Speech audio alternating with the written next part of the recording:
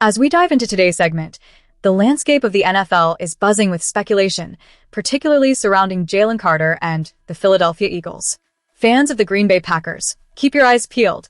This could be an opportunity for our team to make a significant move. Where are you watching from today? We want to hear your thoughts on this unfolding situation. The Eagles' reluctance to extend Jalen Carter's contract is sending ripples through the league, and it's a situation that the Packers should be monitoring closely. This offseason, Green Bay made some strategic moves to bolster the interior of their defensive line, signing Javon Hargrave and bringing in Chris McClellan through a trade-up in the draft. While these additions are commendable, it's clear that the position still lacks the strength and depth we need to compete at the highest levels. Let's break down the recent history. Over the past two off-seasons, the Packers have seen key players like TJ Slayton leave in free agency, while Kenny Clark and Colby Wooden were traded away. Now, Devonte Wyatt is facing the final year of his contract under the fifth-year option, leaving us with pressing long-term questions about the defensive line. If the Packers are considering a major investment, trading for a young star like Jaylen Carter could be the ideal play, though it comes with its own set of risks. Eagles general manager Howie Roseman has built a reputation for being proactive when it comes to extending top talent. However, the fact that we are approaching summer with Carter still unsigned raises eyebrows. According to insights from Sports Illustrated, Philadelphia's hesitation to pay Carter could indicate a larger strategy at play, especially considering they typically understand the value of locking in talent early to secure better financial terms. If the Eagles are unsure about committing to Carter, it might be the perfect opening for Green Bay to swoop in. Now, let's talk about Carter himself. With 2 years left on his deal, he's slated to earn over $30 million across those seasons if the Eagles exercise his fifth-year option. However, he's not without his questions. A shoulder injury has raised concerns, and his run defense hasn't been stellar. Yet, his ability to disrupt opposing quarterbacks is nearly unparalleled. In his first 3 seasons, Carter has racked up 143 pressures and 13.5 sacks, impressive numbers that demonstrate his potential to dominate in any defensive scheme.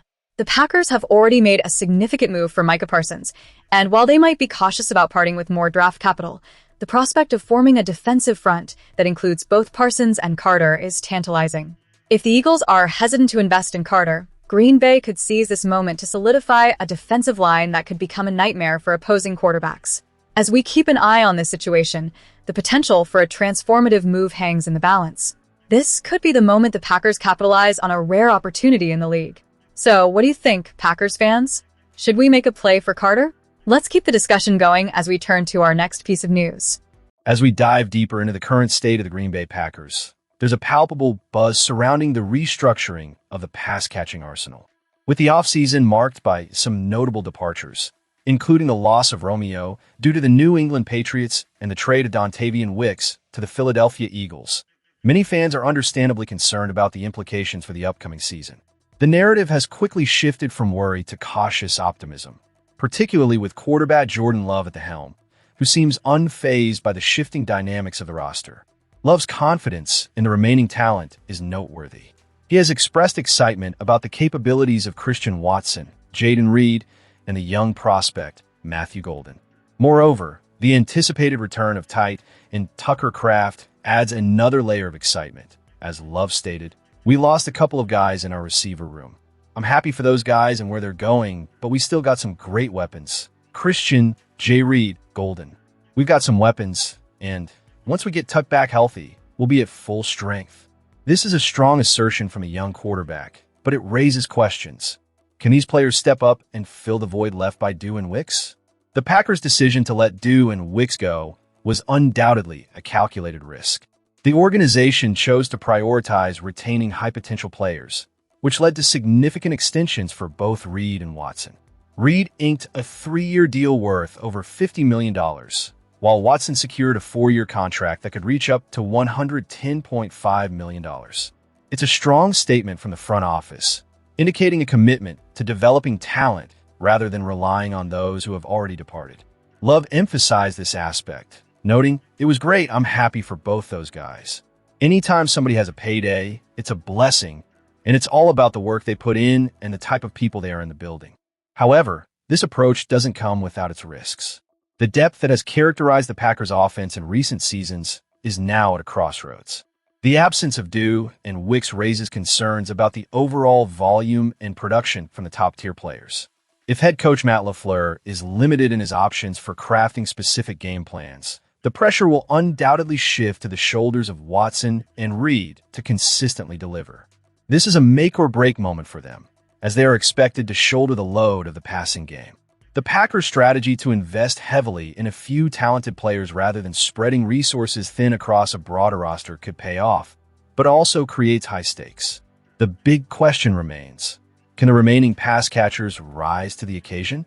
If Watson can replicate his previous successes and Reed continues to develop, the Packers may find themselves in a strong position. But if either falters, the lack of depth could quickly become a significant concern.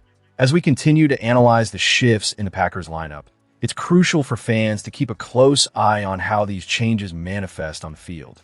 The upcoming season will reveal whether the Packers' gamble on talent will lead to success or if the departures will haunt them in key moments. What do you think? Will the remaining weapons in Green Bay's arsenal be enough to keep the offense firing on all cylinders? Comment below about where you're watching from and share your thoughts on the future of our beloved Packers. Now, let's move on to the next critical topic that has fans buzzing. As we dive deeper into the critical evaluation of the Green Bay Packers' tight end situation, the spotlight shines brightly on Luke Musgrave. The question looms large. Will the Packers trade him before the 2026 season? This is a pivotal moment for both Musgrave and the organization, and it's time for fans to weigh in. Where are you watching from? And what are your thoughts on Musgrave's future with the team? The Packers had high expectations when they drafted Musgrave in the second round of the 2023 NFL Draft, especially considering the glaring need for a reliable tight end. General Manager Brian Gutekunst made a bold move by selecting Musgrave alongside Tucker Kraft, envisioning a dynamic duo that could anchor the position for years to come. On paper, it seemed like a smart strategy. Musgrave brought speed and the ability to stretch the field, while Kraft offered strength and reliability after the catch. Yet, as we look at the current state of affairs, it's clear that the initial vision has not materialized as hoped. Musgrave started strong in training camp and was named the Week 1 starter as a rookie, but his season took a tragic turn when he suffered a lacerated kidney mid-season. That injury opened the door for Kraft, who seized the opportunity and has not looked back since.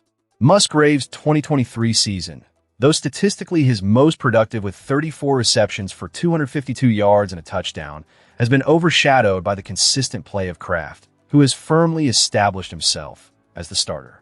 The critical question now is whether Musgrave can reclaim his place in the lineup. While he received opportunities to shine when Kraft was sidelined, he failed to capitalize, leading to a frustrating narrative for fans who once believed in his potential.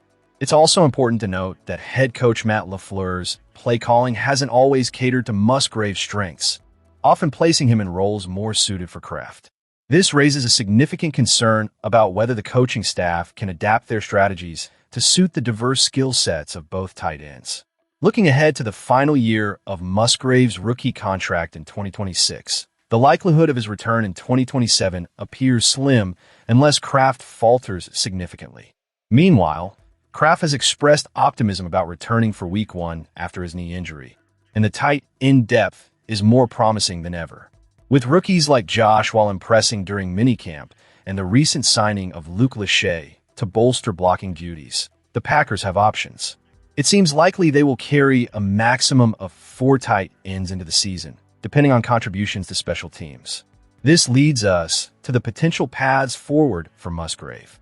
The Packers could choose to let him play out the final season and watch him depart, which would net them a lower-round compensatory pick if he signs elsewhere.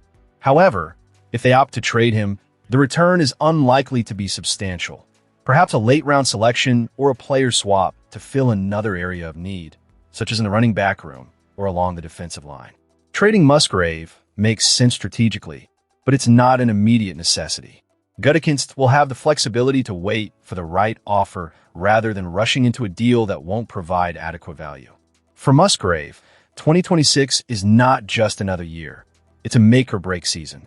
This is his chance to prove he belongs in the NFL and can be a consistent contributor, which could lead to a lucrative contract, whether in Green Bay or elsewhere. In closing, The Packers find themselves at a crossroads with Luke Musgrave, and how they navigate this situation could significantly impact the team's future. As fans, it's crucial to engage with these developments. What do you think the Packers should do with Musgrave? Should they trade him, or is it worth holding on to him for one more season? Make your voice heard in the comments, and don't forget to subscribe for more in-depth coverage of the Green Bay Packers as we move through the offseason. Your insights are vital as we rally together behind this storied franchise.